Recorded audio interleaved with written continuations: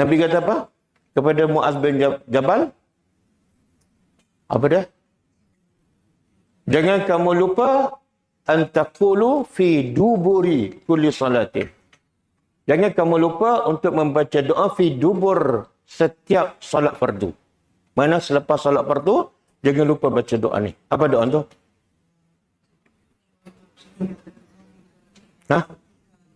Baca ke tak?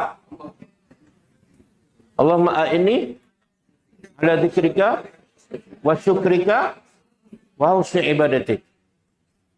Nabi kata pada Muaz, uhibbuka fillah, aku cinta, sayang pada kamu kerana Allah.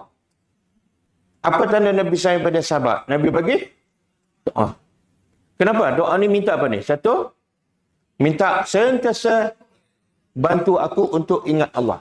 Penting tak? Ingat Allah setiap waktu. Jadi kena minta. Yang kedua, bantulah aku, wahai Tuhan, untuk sentiasa mensyukuri, mentaati engkau. Yang ketiga, husni ibadatik. Bantulah aku untuk ibadatku sentiasa baik. Nabi kata jangan lupa baca fi dubur, di hujung setiap salat fardu.